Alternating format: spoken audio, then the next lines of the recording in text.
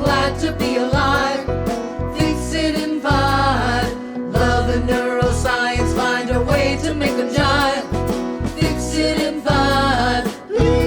Hey, welcome to Fix It in 5 Israel. Help if they thrive. Fix it in 5. Ooh. What is Fix It in 5? She's helping brains while giving kids hugs. She came from America, there she ducked and weaved. Flying fist of anger that Tourette's often leaves. A familiar sound comes from somewhere abroad. Another crying soul with problems to solve.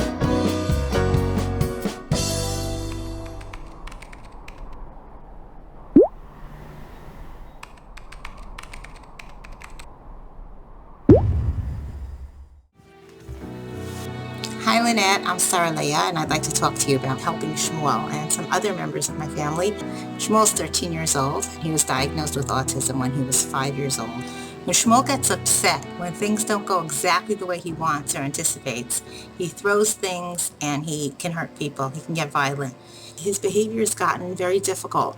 And there are times that I just am so scared that he's going to hurt my family, especially my babies. When he gets angry and they're there, I'm really worried that he's going to pick them up and throw them. And the recommendation has been made by the welfare department that, he shouldn't be living at home anymore. He has a great personality, he has a great sense of humor, and I know he has so many abilities, but there's so much more in Shmuel that I feel can be brought out, and I don't feel that the schools that he's in now and anywhere he'll go afterwards has the ability or knowledge to bring those things out of him. And I really hope you could come, and I look forward to meeting you, and I hope you can help us. Thank you very much. All right, we're going to Israel. Can you just catch us up on the story of how you got the diagnosis and the Shmuel story? Yeah. Oh, is this where I'm supposed to cry?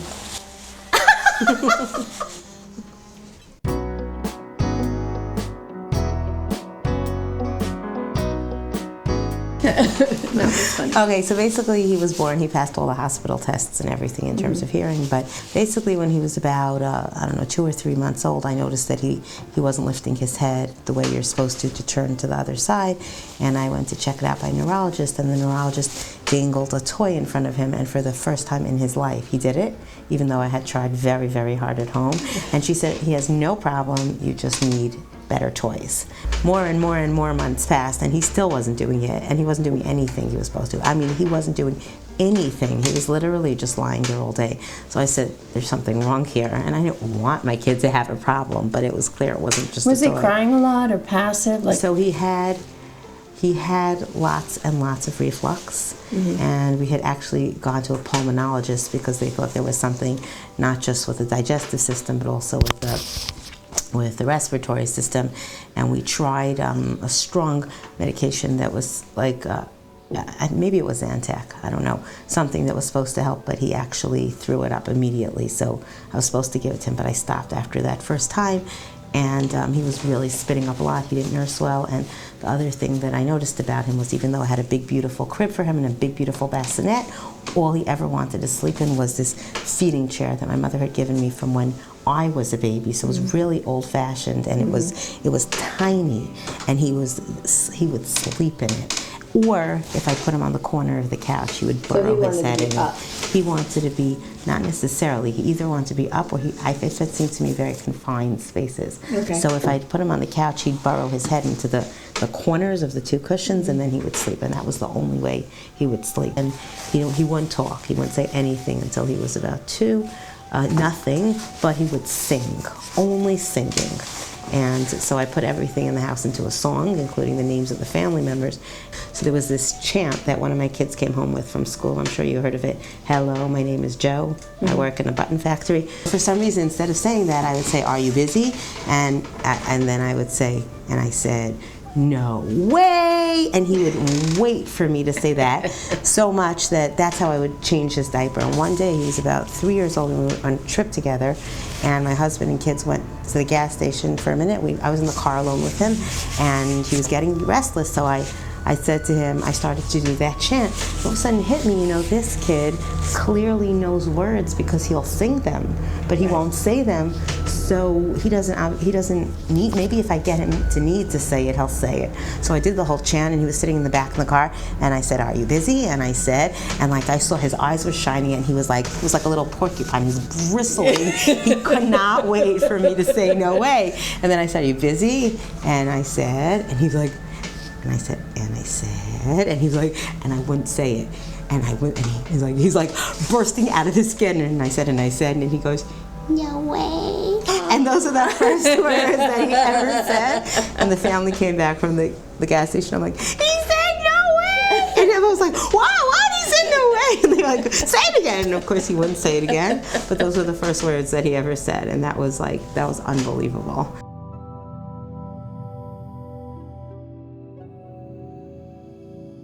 And after that, we gradually got him started, but he was talking like a baby, you know. He'd say nana, like for banana, and then eventually he'd say banana, and then he'd say one banana, you know, like a little kid. And you did most of that work with him? I did that work with him. And then when he was You're a really good mom. Thank you. You're really well, good. He's made me that way. Because until then, I was a mother and I was a teacher, and I loved my job. But my kids were smooth. He was my third, and they just did what they were supposed to. And I didn't think twice. I didn't even recognize the miracle in it. Mm-hmm. And it wasn't until everything that he's done is because of that he was specifically taught it. You know, I mean, it's just he's one of the special things about him is he's made us appreciate everything that we take for granted. So he didn't get the diagnosis of autism until he was 5, actually. They said go to the neurologist. So I went to the neurologist, and you know, who never told me he was autistic. And he's like, "Yeah, of course he's autistic. I took one look at him in the waiting room, and he's autistic." I'm like, "Wow, nice of you to share that with me." So that's when I got the diagnosis.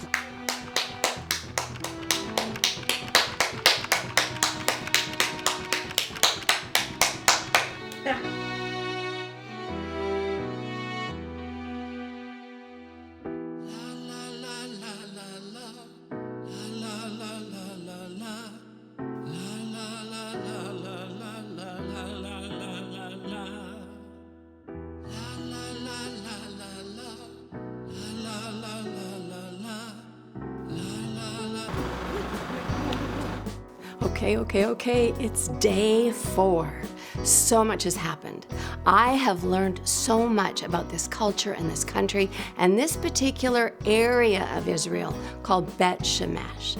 Not only that, but I've had the opportunity to observe a beautiful family try to absorb lessons that are counter to what they previously thought. Shmuel's been amazing. We've seen no violent outbursts. I've done neurofeedback on the whole family. I've even had a chance to model integrating the twins and Shmuel into the same sort of game. Sort of how do you play amongst a large group? We're going like this, watch. Down, down, up. What? Down, up. Today is about observing and finding out, has the family taken on enough of these lessons? And moving forward into the future, are they on the right trajectory to get to their goals? We'll see. No brain today. So today is go to school day, which is very exciting because I really need to see all of the environments. I want to observe Shmuel. I want to see all the places where there might be barriers to his changes and maybe shift some of that. Essentially, this episode, this day, is about observation. It's about me observing so that I can see what's been taken on. Okay? Very super duper. Don't duper tease him. I'm not teasing you. Come, let's go get the corkles. In order to observe, the first thing I do is I sneak up on Dad and Shmuel doing their typical ritual, getting ready for school. I hide in the bush just to make sure that they don't see me and I have a chance to observe before I become an effect in Shmuel's life.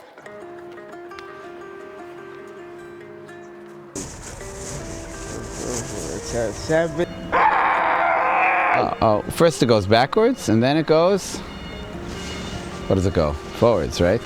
You can't talk when your mouth is full, right? Clearly, Dad's bar is still very low. He's using the exact same script as he's always used for the cars backing up and then going forward. And he's cleaning Shmuel rather than teaching Shmuel how to clean himself. What are you smiling about? Oh, there's someone looking at you. The minute that Shmuel sees the cameras, life gets more fun. Now, his way of having fun with Dad is annoying. The kippah move. Abba needs my kippah because Abba needs my kippah, okay? And his way of having fun with me is interactive. Interactive, even when he doesn't have the skills. That's what I ask of him. And so that's what we try to get. Answer is already a billion text message. Really? Is that just something you like to say, or do you want to tell me about building the ark?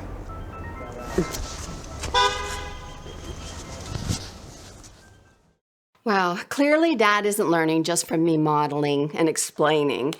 He's still choosing protection and compliance over freedom and learning. He's got his arm on completely, tightly holding Shmuel as he takes him across the street to the bus and puts him on there safely.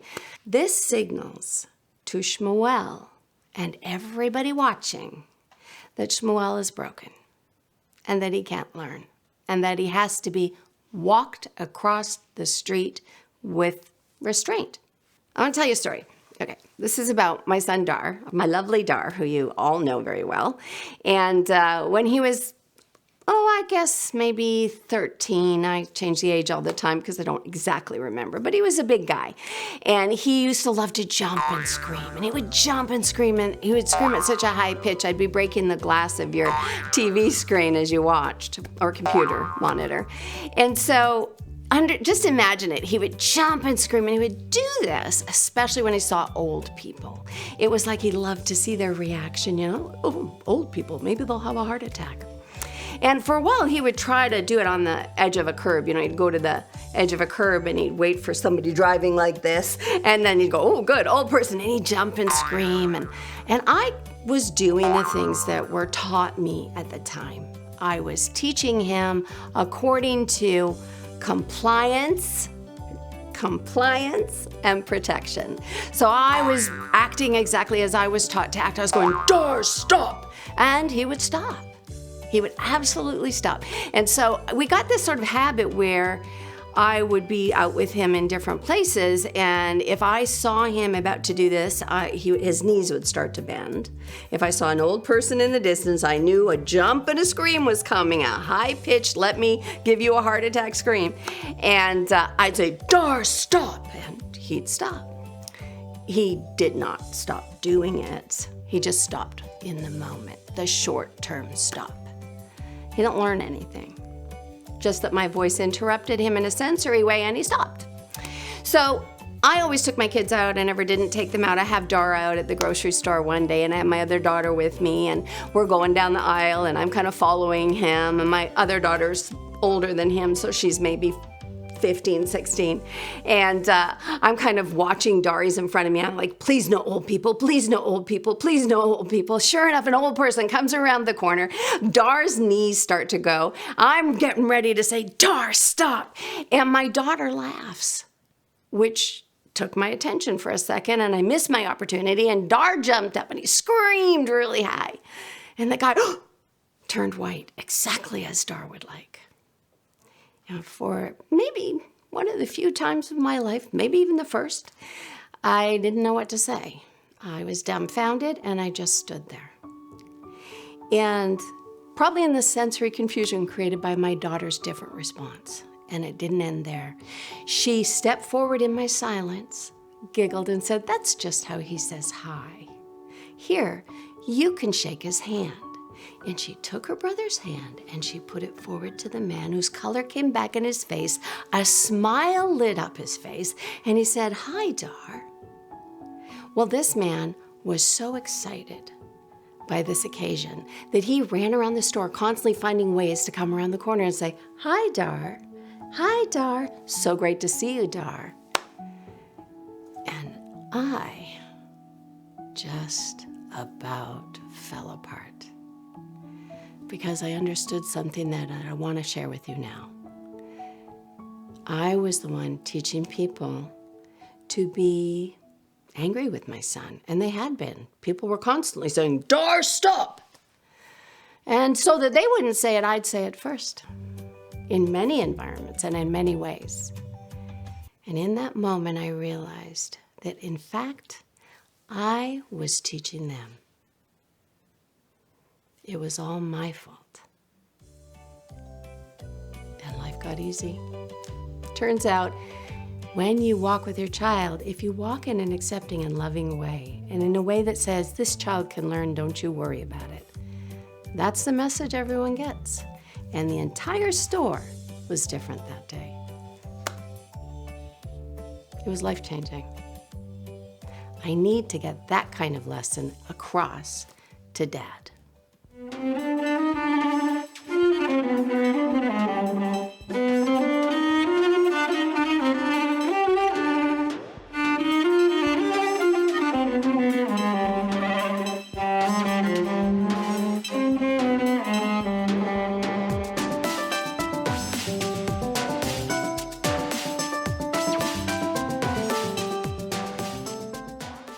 This day is about teaching parents to observe themselves in a new and different way, to step out of their own habits and see themselves from the observer's standpoint.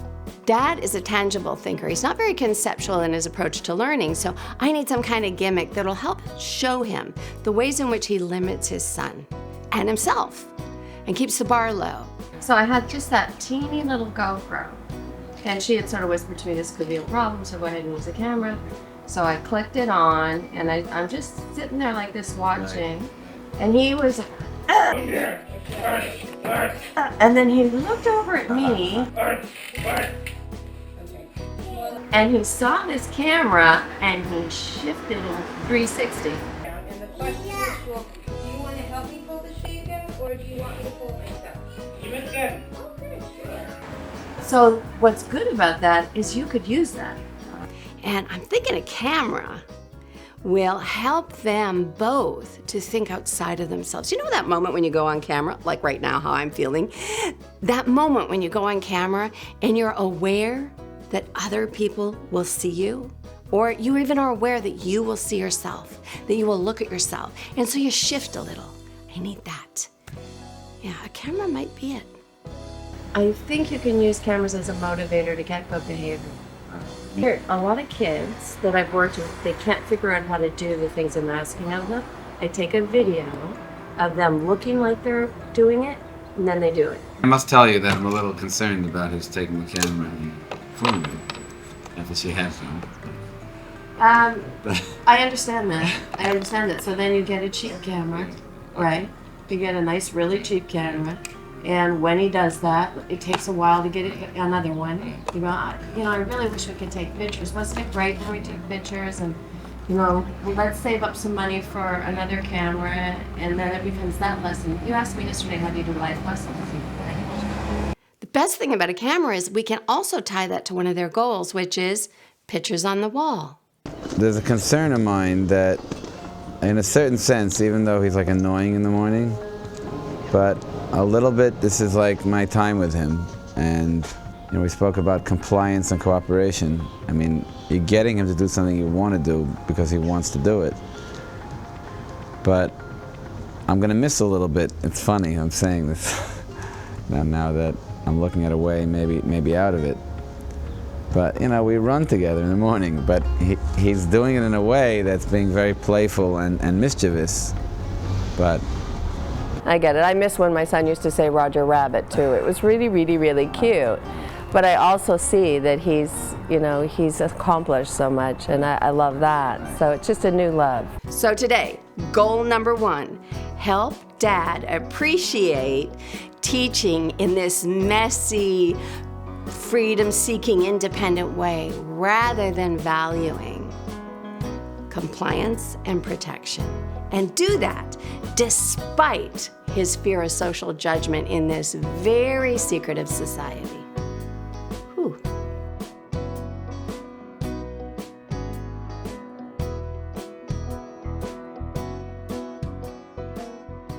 So here's how you take the negative reinforcer and the positive reinforcer. You go, won't your principal be proud of you? Like, I'm so proud of you. We're waiting for the bus. So nice. That's so awesome. Okay, I'm going to wait for the bus. Nice. You can take a picture of me, maybe, right? No, men do it this way. If he doesn't get led down the path of men do it this way, how's he going to learn it? Goal number 2, become the observer of all the environments and look for the barriers to Shmuel's learning, to the whole family's learning, while proving and showing that Shmuel is echolalic, as many autistic people are. And in his echolalia, he echoes his idea of what it is to be a man. You yell at him, he yells.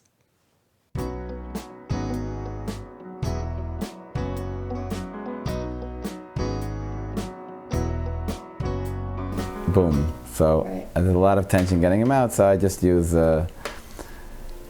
certain coercive methods, threats, what my wife spoke about. Children with autism echo. They often won't copy on request, but they will echo what you do. So if you say, I want you to go to the store, they might say, go to the store. So they just echo back, and they can echo behavior, they can echo words. Parents also echo, in a sense. We're all copiers. Now, when an autistic person does it, they echo their world in their own unique fashion, and so it doesn't look like copying, but it's copying. It's absolutely copying. And when parents do it, they echo or copy the environmental cues they have for how to raise a child, the parenting their parents did. Probably they were closer to neurotypical, though, so the choices their parents made that trained them to be parents are incorrect. Yet, they echo them anyway. So my husband told him that we're going to school, and he started getting all upset. And then my husband used his usual methods that work very well for the time of threatening him. The short-term, right? short-term goal. And he, threatened him that different things were going to happen. Somebody's going to come over and help us, which he didn't want. Goal 3.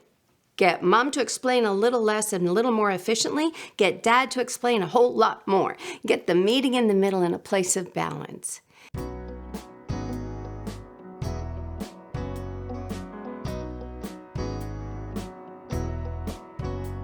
But I'm thinking in retrospect now, I could have even though he's melatonin, I probably could have presented a little bit differently. Right, and it's the same in the morning. If you lead with the good thing and you're like, oh, Lynette's out there, I bet they're out there. She might even be hiding. Let's get your clothes on.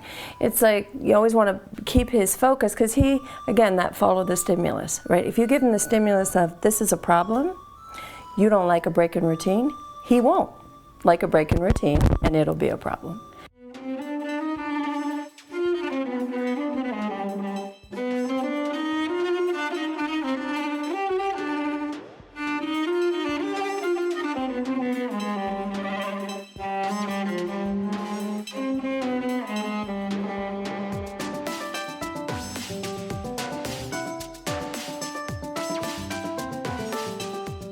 So we're off to check out school, and we get there, and immediately Mom says to Steve, we can't video.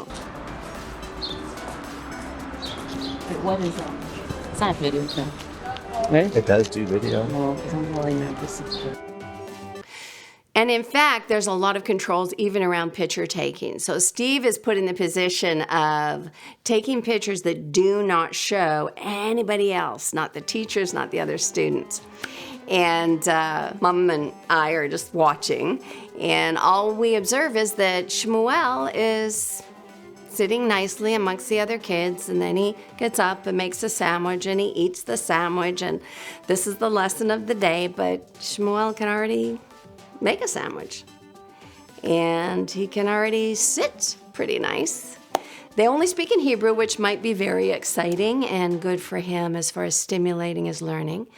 But they're saying the same things over and over again that he's heard for quite some time now and is very familiar with. So he's compliant, sitting nicely, getting a little bored, and starts doing a few behaviors. Then it's recess. In a recess, it's a lot of children who are in assistive devices, strapped into their assistive devices, or laid down on the ground. I have to tell you all this because I can't really show it to you. The kids that were in his class are all doing their own thing. It's a bunch of autistic people, special needs people, not playing together. And Shmuel just sort of finds a spot by the exit and waits and hopes for it to end, I believe. So I went over and I'm like, okay, buddy, do you want to get out of here? And he immediately breaks into a big smile and the fun returns. So we leave and we head for home because there's a lot more learning to do. Understand, I think this is a lovely school. This is just how school is. Putting people together to have social time that don't understand how to be social. So for Shmuel, school is more like a daycare than it is a school. And even if they do teach academics, even though I didn't see that, I'm sure they do, they are not going to teach Shmuel how to be social, which is his primary challenge. I wonder what's happening. Don't you want to help me open the blinds?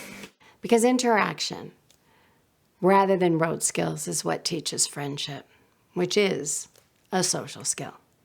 When I go in the garden, Remember what Lynette told you? That I'm not always going to say the same thing because that helps teach you how to talk with people.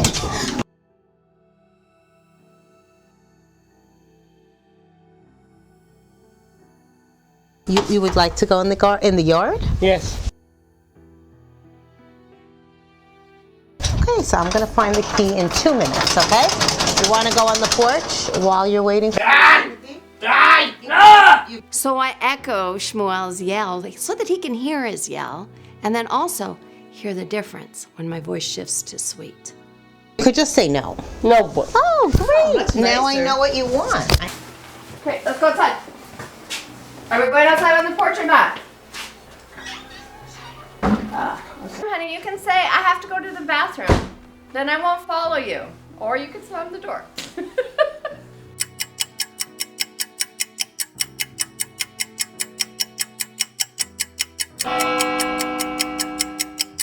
you must go So you now. what do you think I should? No! You're actually yelling. Okay, Shmuel, listen to me. I'm not going to help you if you talk like that, but if you talk nicely. that's interesting. Please. Sure. Ask in a gentle voice. That was much nicer. Oh, phew, I was getting worried. There's a pendulum swing in behavior. If you go into an environment where you must behave for a long time, when you come out of that environment, that's when you'll misbehave or be hyperactive. It's a lot like somebody who really wants to smoke a cigarette and they can't smoke the whole time they're on the bus. The second they get off the bus, they have to have 2 or 3 cigarettes to make up for lost time. Well, in someone like Shmuel's case, when you have to be compliant and quiet and cooperative, when you come home is when you'll explode. Because anxiety builds when you're asked to be compliant while not having fun. Must go now. Gun now. Gun. What would you like me to do? Need it. You want me to give you a napkin? Yes. Can you ask me nicely? Please give me a napkin. Pop. Oh, sure. You want this napkin? وخطرنا المخلوق الشركة استنى بالتوفيق بالتبانو أم السياسي داي. إما بابا. You know what? إما كمبيوتر. إما كمبيوتر. إما كمبيوتر. إما. Why are you yelling at your Ema? إما كمبيوتر. So again, I'm echoing the yell. Now my yells have no anger. So I'm modeling for mom, and hopefully I'll have a chance to model for dad as well, how to use that kind of thing without adding anger. And why it's important is I have to meet the parents where they are, and if dad's doing that, then I also have to meet Shmuel where he is. So he needs to hear that he's yelling at people, and a sweet voice feels better. Buddy, I'm gonna turn on my computer إما كمبيوتر. إما. Don't try this at home. Let me help you with it first. I'm sitting down and eating, right? Wait. So you're coming over. So you come to me and you could ask me nicely if I could help you. So let me make it clear. I don't want you to try that at home. Do the other stuff, because if you don't understand the nuance, this is a professionals only kind of thing until I've taught you. you'll just be yelling at your kids for short-term solutions, and you'll be in the same boat that Dad's in. So don't try it at home. Thank you. You know why I yelled when you yelled? I'm going to tell you why. If you don't have any downside, any problem, when you yell at people, you won't stop. There has to be a negative to it. So I want to answer your question. I'm getting my computer, so I want to answer your question, and then you can go. Come here. Okay, I'll follow you. Ima, can I go on the computer, Ima? Lynette's talking to you. Ima, come here, Paul. First, Lynette's going to talk to you Yeah, because I she's in the wanna middle of explain talking to you, and then we'll discuss the computer. So I just wanted to finish explaining that if you can yell at people and nothing yucky happens, like me following you around, then you'll just keep yelling, right? You want to love on people like that because you're so fantastic. So what we're going to do is my computer first and then your computer.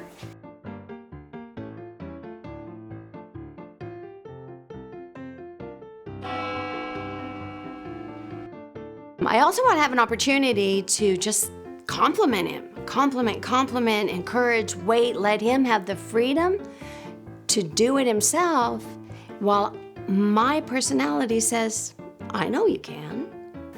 Keep going, careful and slow. Oh! Remember to stop before it gets to the very top, okay? So you don't break it.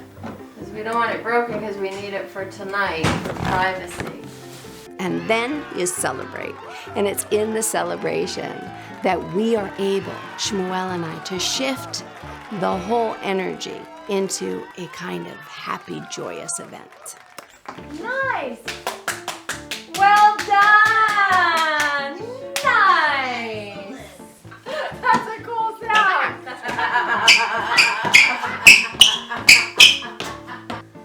Oh man! Oh man, you won't do it! Do it! Let me see it, let me hear. Ah, mine don't do it! You're great! That's like music. Be fun. Get all of that anxiety out, but do it with happiness. It's a much better way than just staying calm and quiet and letting your child freak out.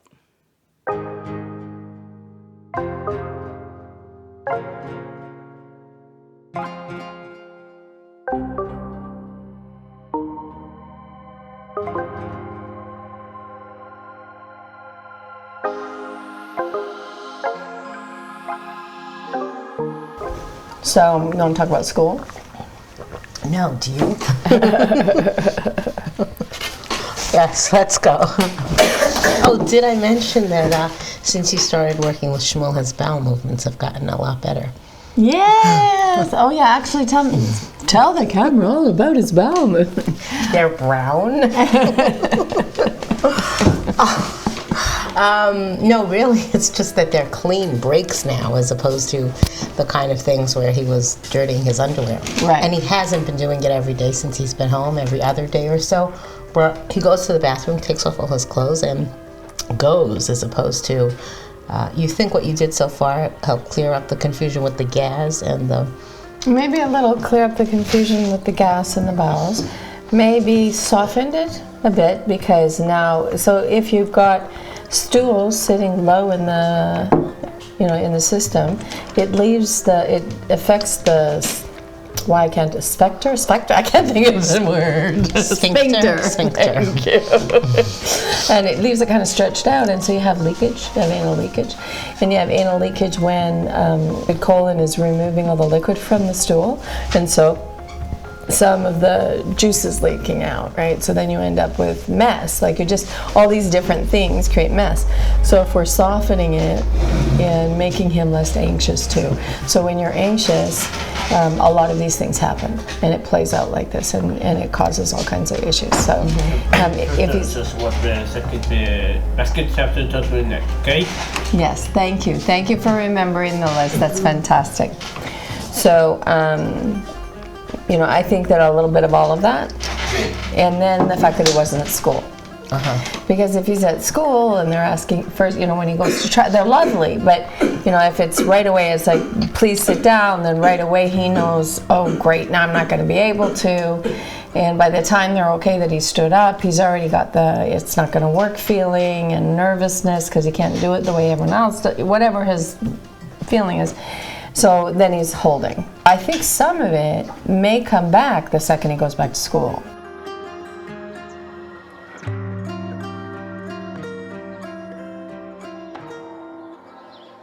Did he have a bond with me yesterday? No, he actually had a smear. Yeah. I think it's related to school. Because he's holding it. Because when you were here, he did do it earlier in the day, and he wouldn't do that there. Computer is good for your brain. Computer is good for your brain. It helps you think, it helps you talk, it helps you get whatever you want. Computer is good for your brain.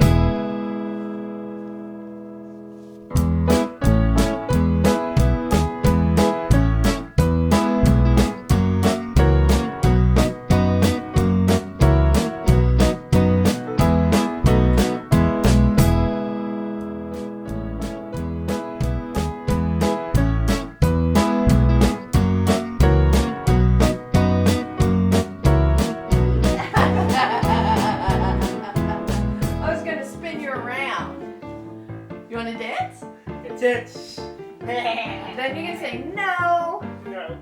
Okay. Oh, I love the mirror. Let's look and practice that. So now that he's happy, I start trying to work on something that came up yesterday. The pendulum of poo is what's up. We're going to talk about things that the parents want me to help with, especially Mom. First of all, we're constantly wiping him down, his underarms, and when he goes to the bathroom, he uses wipes. Why? Why aren't you letting him stink if you're trying to... I'm not saying it's right or wrong, I just want to know how you... take care if he stinks. No, but he cares about smelling good. I have a friend and his name is Shmuel. Does it? Let me smell yours. That smells good too. Okay, hopefully Mom's listening to this because I'm modeling what I was trying to teach her yesterday. Come from the good smell rather than the stink.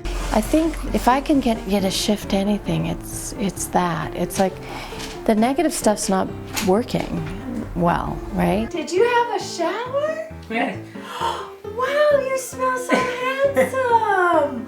Works is the compliments. So that's one of the things. Like I have this, we call it Lynette Law. 4 compliments to 1 correction.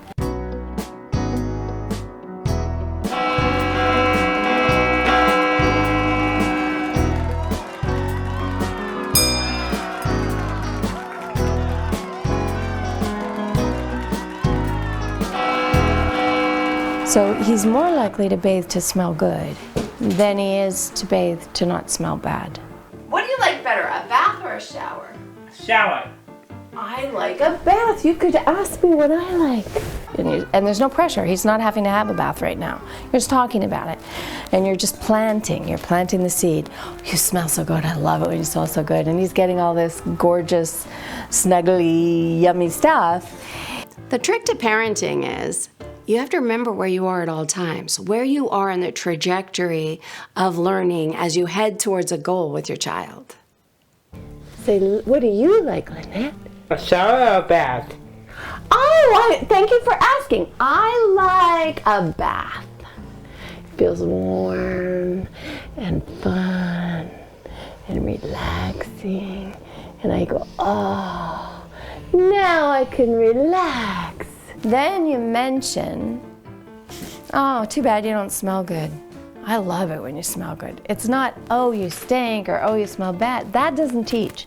That actually teaches, hey, when I stink, when I smell bad, everybody makes a big, ooh, Christmas tree lights, right?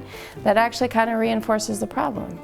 But usually parents sort of teach back to the problem. They have this circular action that they do because they've decided that they have a problem and keep bringing it up, taking the child back to the past so you don't get that momentum of forward change. Say, what do you like, Lynette?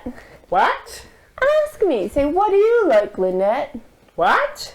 Come on! What do you like, Lynette? What? What? Say it! Ask me! Best friends like to know about each other. What do you like? What? Do you like a shower or a bath? I'm talking to you in the mirror. Do you like a shower or a bath? A bath. Why do you like it? What? Do you like it because it's warm and it covers your whole body? Do you like it because you can lay down? Do you like it because it's softer than a shower? Why do you like it? Softer than a shower. Oh, that's a great reason. Why do you like standing up when you go duty? What? I sit down when I duty because it's easier to wipe. Why? Well, because if I'm standing when I duty, right? Then it might like fall on my legs or something, and then there's too much to wipe. And finally, I get to the poop pendulum, and he swings away because even autistic people want to leave the room when the conversation gets uncomfortable. I'm going to go back in the other room, and I'll wait for you. And then you come right back. I'm going to count 3, 4, 5, 8, 9, 10. I counted all the way to 30. You didn't come back. What? You said you were going to be right back. What? What? You said you were going to be right back. Why? Well, I don't know why. Because I told you to. Maybe you didn't mean it.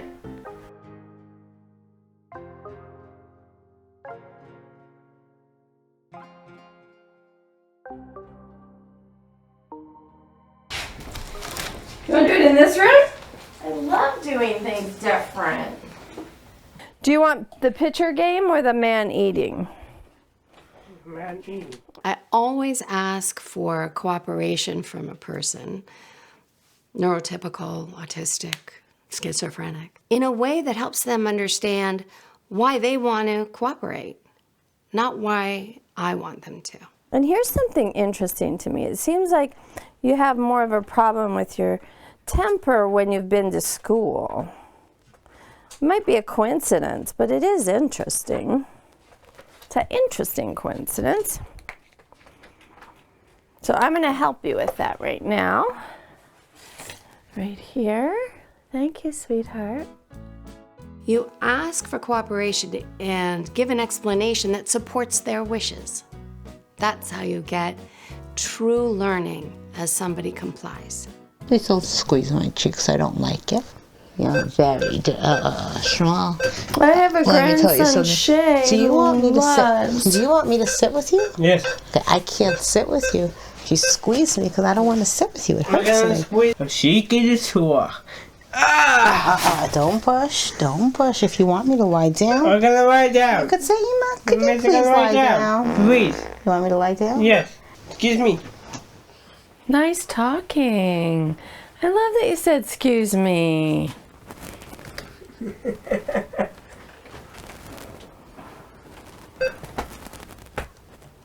Gentle. Hard. Gentle. Hard. Hard. Fast.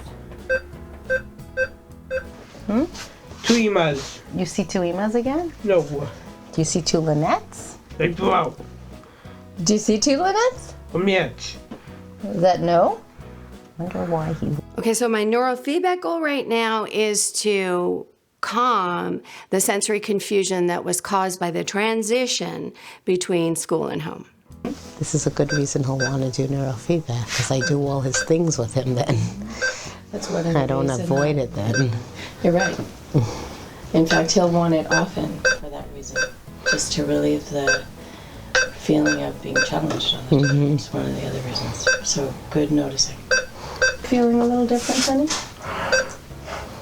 We haven't done this one before. We're trying to make it so that you can see better. You know how at school he was having to tell you to use your eyes and look at what you're doing? Well, if we do this one, we might help with that. So Lynette's coming? Lynette's here.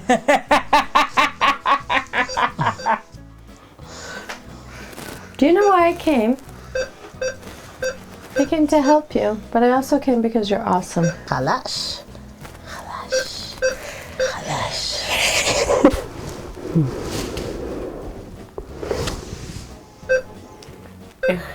Would you like to go in the car again? Would you like to go in the car again with Lynette? And then Steve and David? And David? No.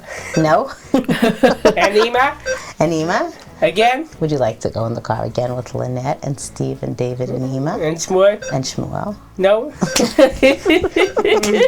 Are you setting me up there?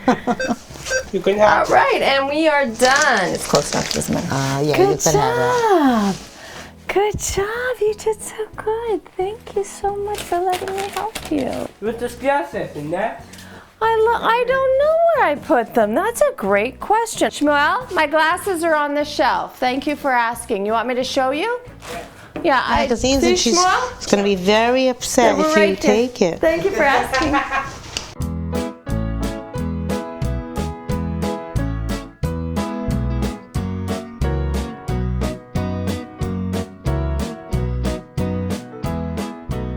Here, just like yesterday, when Shmuel feels better, he makes better choices. All on his own. He asks me where my glasses are. He starts cleaning his sister's room. He sees differently and he feels differently, and he shows us what he's capable of, who he really is when he's comfortable.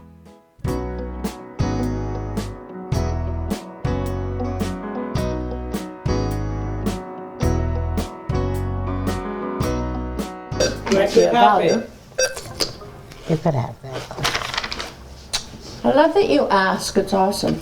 It automatically does that, or this symbolizes some activity? Once I record a voice, I can play with it. Laid out, it's a recording. So this is a recording.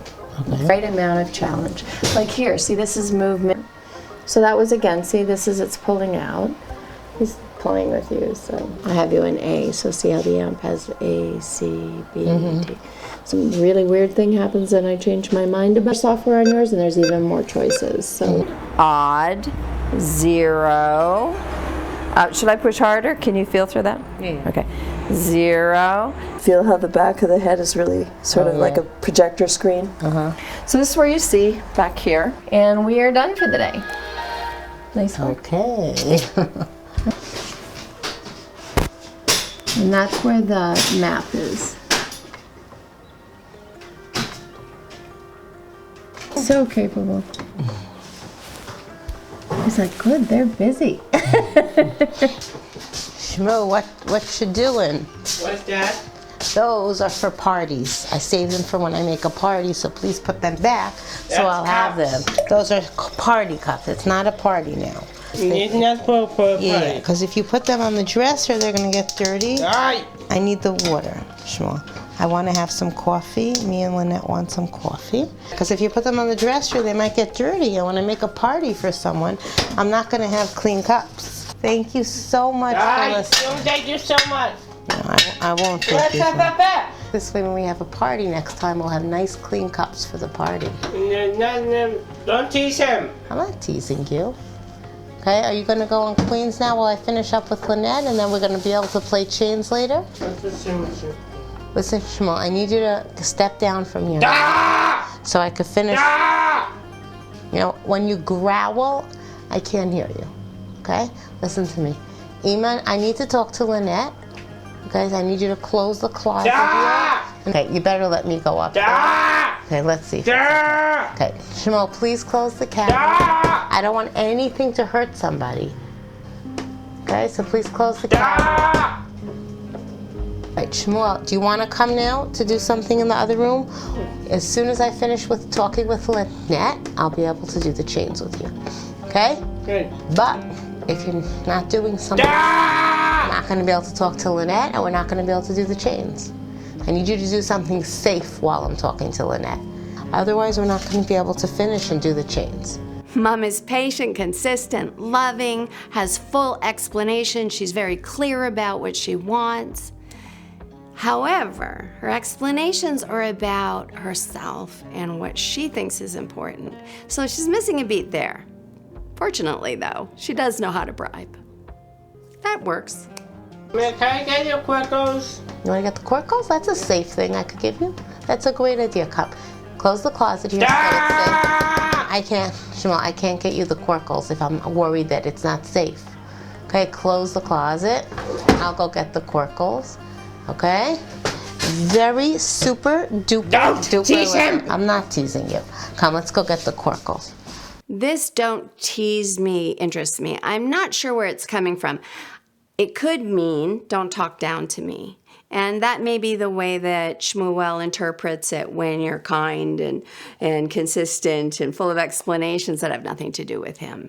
Maybe it sounds to him like, you know, of course I know that you want me to get down and bring the glass down. You're not talking to me my age. It also could be that he's remembering something, that there's a trigger happening, and so he's saying, don't tease me, because somebody has teased him about that or in that way. I don't know, and this is not the time to find out. This is the time to support Mom in how great she just did. But it's interesting. Explain to him why it was really important. So he didn't listen right away, but he did. Eventually. Is that better than usual? Yeah. Okay. Okay. I mean, there's a tweak I would do, but I don't think it's very important right now. Well, one of the things I liked is when you just got quiet. Okay. So did you like that? How that worked out? Yeah, that was great. Isn't it neat when someone teaches you something and it actually works? It is. Okay, so not only are the behavioral cues that I've given Mom and the way that I've taught her working for her, and it's starting to make a difference with her relationship with Shmuel, but the neurofeedback is working on his sensory system. Look at him handle the car backing up.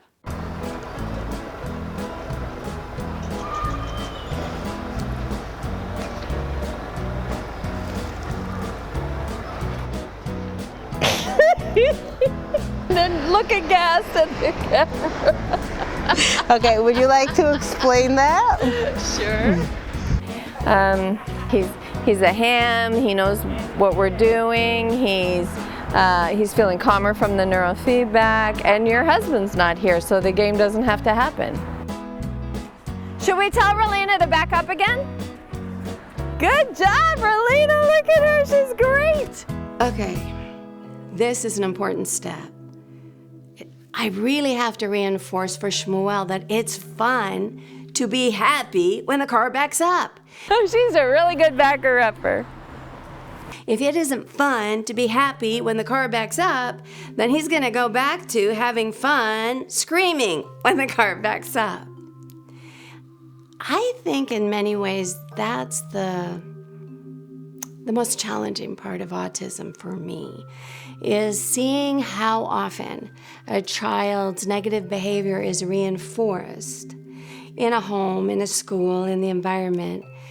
Because when a child acts up, they act in. You can't scream and have a meltdown and be angry without being angry, being unhappy. So let's reinforce the fun. So your husband was saying to me that he thought maybe the backing up problem was because they need an orderly world and it needs to go in a straight line. This is such a common kind of belief with autism. And so if I hold that belief because I read it somewhere and I see this behavior, then I'm going to reinforce it. I'm going to go, I know, you need an orderly world. And he's going to go, I do. I need an orderly world where it goes straight. I'm limited in that way. And it's the thing we do together. And he spends all his time trying to figure out what everyone wants because nobody's given him the information. Right? So once you start giving all the explanations and the information, he'll develop. So when you read something about autism and it gives you a myth, that's a myth, trust me. They do have theory of mind. He doesn't need an orderly why do word. they like He to does line like things variety. He doesn't need a constant routine. So what happened today is that Dad never came home, and I didn't get to teach him about his style of play through feedback on the camera. So one more peekaboo. I did it tomorrow, and we're going to show you now. I guess I was just confused as to what was that other thing that I was supposed to be working on. You did really well, actually, in an academic arena. But when you think in terms of autism and you say, what are the things in autism that if he were to heal and become more functional, what is his biggest challenge? Because why would we teach to his strengths? Let's teach to his challenges. Sweetheart, can you please turn that down? I'm having trouble hearing, and I'm using the computer to show you on the movie, and I can't hear your voice, so I need it quieter, please. Oh, perfect, perfect. Thank you. You're so awesome. You're so great at helping. Good listening, Shmuel. What you want to think of is, am I just teaching academics? And if so, make sure you don't underestimate him, because he'll just be bored and just feed you the answers he thinks you want. And most of the time that's what's happening with kids like him, and definitely with him. They have 4 walls, but how many rooms? There's 1 room. See, there's 1 room and 4 walls. Good, should we make another room? Yeah. Okay, so how many rooms do we have now? How many rooms do we have now? 4. And here are 4 walls around another room. How many rooms? 3. 3, correct. First we have a dining room. What else do we have? 1. Okay, what else do we have? Now what's the name of the room that Ima makes the food in? It's right over there. What's it called? Okay. What's it called? Okay. The kitchen? Kitchen, no. The kitchen! But the Panina's room and my room, that was kind of interesting. He kind of lit up. You could see him light up and get engaged he was very excited to think of the rooms. Right. So now I would have followed that. And I would go, academics are secondary. Because what's missing in him is not, can he count? Can he figure out who goes in what room? He's got that.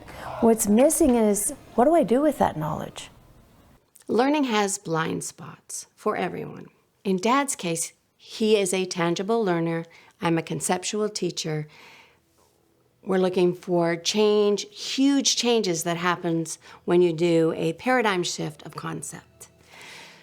This is really hard for Dad.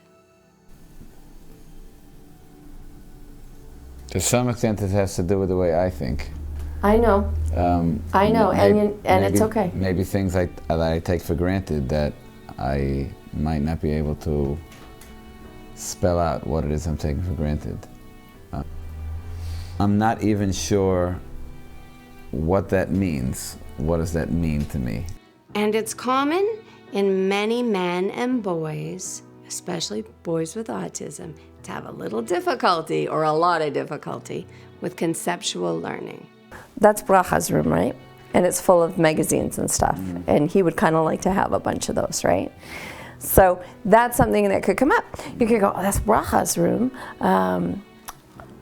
You know, she has all those magazines and I saw that you cleaned up in there. Let's give her some extra ones. And you can even do it in here. Let's give her some magazines in here. Or you could ask about that if you want to go even higher. What's the best thing in Bracha's room that you'd like to get?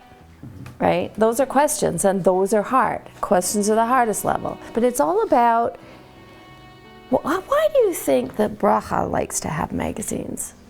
I know you like different, you can get all kinds of things if he's into it. And since he cares about the magazines, you can now bridge to that. And then you can bridge to privacy. You know, why don't you like people to touch your stuff? Why doesn't she like the whys of it? Right? And you go, okay, let's go to Panina's room, or let's go to, and now you're looking again. You're looking, what does this mean to him? How does he live through it? Where are the issues that come up for him? And what can we weave in as a lesson?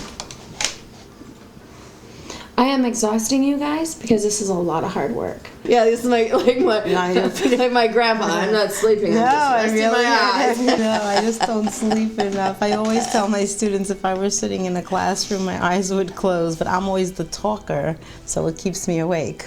You know, that's the problem with your son's school. Mom can't do school either. She almost falls asleep because when you're not the boss, when you're not able to move on your spontaneous thought, and you have to be listening, for people with a problem in their frontal lobes or a state of exhaustion or both, that's almost impossible.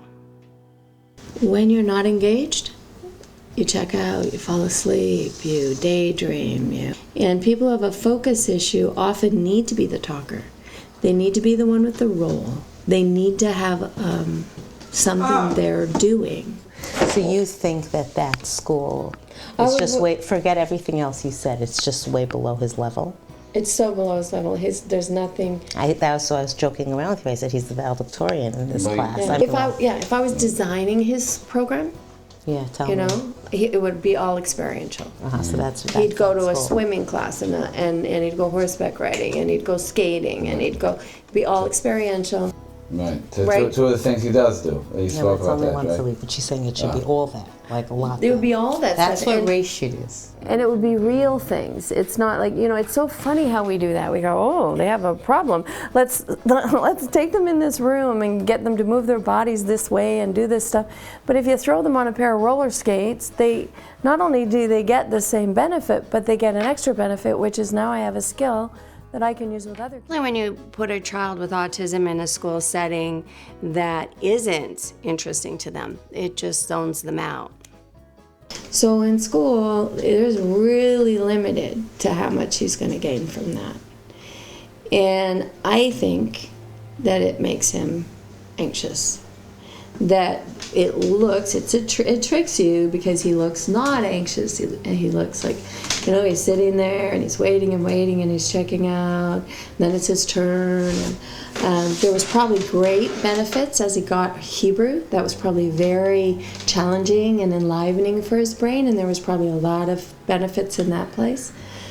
But it's really limited. He spends a lot of time doing absolutely nothing. It's really long. I was falling asleep there. Oh my gosh. Then we were there an hour and they really didn't do anything. I mean, the sandwich making. And they picked when we came. And they chose when we should come. So that's them showing off.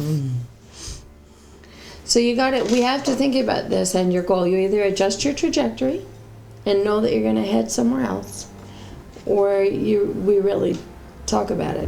When the heck are you going to do the neurofeedback? When are you going to do your piece? And how is he not going to be so built up from that much time that he needs his freedom to fit in fast? That's why he's coming home so desperate. So if you really want this trajectory, I got to tell you, I don't think you're going to get there if he's spending that much time in school. That's my honest. That's a challenge here in Israel. Maybe I need to check with the Google gods. The brain rot as the Google gods. How do you fix that?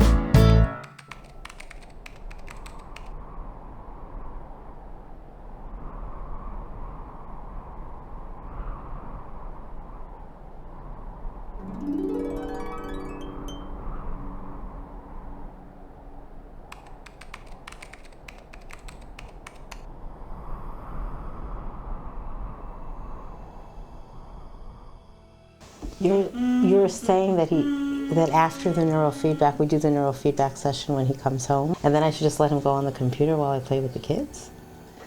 Yeah. Really? Yeah, you don't think this is bad? I mean, I just... Yes, I think we'll shape that. But right now, I think it's better to have that babysit him, because at least that's something he's enjoying, than have the school babysit him, because that's what the school's doing. They're babysitting him. And the truth is, there really isn't social interaction. There's no social interaction. Understand, the computer after school is a break, not a steady diet. So though we're using the term babysit him, what we really should be saying is give him some downtime, just like you probably do when you first come home from work. Trust me, school is work. That and the fact that one of the silliest things you can do is put together a bunch of autistic people who don't like each other. You got a bunch of antisocial people together. Whose idea is that? Why is that popular? Even Mom gets a little defensive of the school as she thinks about possibly having to pull Shmuel out or shorten his time there, and starts explaining to me how they do try to teach social skills. I think once a week they have like a restaurant in the classroom where one person's the waiter and has to ask, everyone comes up and he says, what do you want? And then he says what he wants, and then he serves them what he asked for and things like that. So I try to explain how that won't work. So this is what's being taught. Shmuel, other kid, teacher. I talk to you and tell you what to do, right? You do it for him. This is called social, right? Then he ignores, and I tell him, and then he tells him. So who is he learning to listen to? Is it each other? No. All of it is translating in like this. So the teacher gets tricked and thinks, look, they're being social. I said do it, he did it for him, and I explained to him.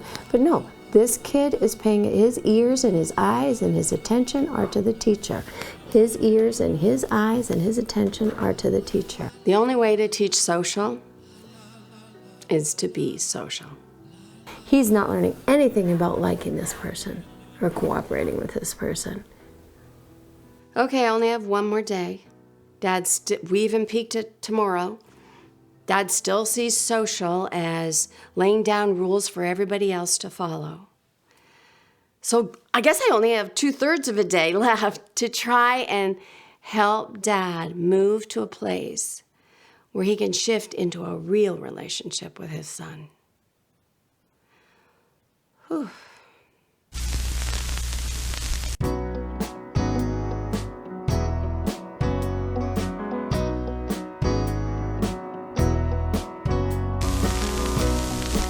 I don't know if the tension was mentioned. It's like we're both teachers. we have thousands and thousands of papers in the house. I mean, the only safe spot is the file cabinet. We're waiting, praying that he won't figure out how to open that. But it just was, I just was losing it over the last few days because just nothing is just getting higher and higher and tantruming when he wasn't getting what he wanted. So the idea was, again, I guess this idea of control, of giving control to some extent within boundaries. So we have a recycle bin downstairs that the latest Vad Habayit put there. It's not a bin. It's actually just one of those collapsible like toy chests where they for all the junk mail that people put in the various mailboxes where the tenants put in there. So whenever he would run away from the house, so Baruch Hashem, he doesn't usually run too far, but he usually runs to the recycle bin. Recycle bin is then lifted up, taken into our house, and then dumped into his paper collection, which was better, one step better than taking all the mail out from all the other neighbors' mailboxes, which they probably didn't want anyway, but like that's their decision to make. So the last time he did that, based on Lynette's advice, so Sara Leah had mentioned him, said, oh, you really like papers, something like that, right? Would you like to go to the store and we'll buy some papers? I don't know if you introduced then how many or what. Well, we'll pick out the colors, right? Something along those lines. And I wasn't there, but I found this pretty amazing. So as soon as that was said, I don't know if he said yes or yet or whatever, or it wasn't od ma'at, which means no. He just picked up the recycle bin and just, what did he put all the papers back in? He put all the papers back and he brought it downstairs. And he brought it down. As soon as I said to him, tomorrow we're going to go to the paper store, he didn't need his, and I didn't say to him, you can't take that. He didn't need it anymore. So that's what Lynette's talking about, but it doesn't always work so quickly. There's always a need for chizuk, you know. So now he has the papers there, and that's already past history, and I'm sure there'll be many other battles too. And while he's sleeping, I go through it, and I take it to the real recycle. I mean, our house is just piles of his recycle.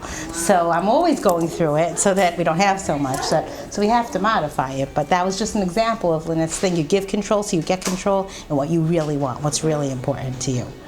And I don't know if this was mentioned, but I think it's very important to realize human weakness in all of this.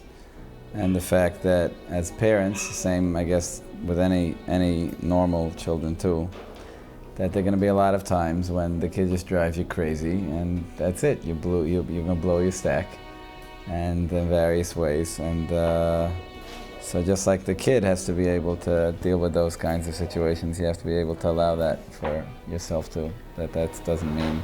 Before I had my first kid, I went to my principal from seminary and said, quick, tell me what to do. How am I going to deal? And she said, don't worry. More than you're going to educate your child, your children will educate you. And it sounds like with people with special needs, you get an incredible education, an unbelievable education. For me, it was either become a calmer person or you will check into various institutions. So, by force, I had to become a calmer person. Because with the other kids, it's like I could, well, if I scream at you enough or I punish you enough, so then you'll finally conform and comply to what I need you to do, which is of course not really going to be too effective. But with the autistic child or the on the spectrum child, it doesn't matter what you say or what you do. So either you're going to have to change the way you deal with the child or you're going to go crazy. So, so there's all sorts of feedback. I resonate with that. I mean, I've been speaking about that to certain groups sometimes, about what you learn about normal education or regular education from dealing with special needs children. Wow. Wow. Well, thank you so much for sharing with us and letting us have this wonderful opportunity. I think I speak for everybody that we all learned a ton.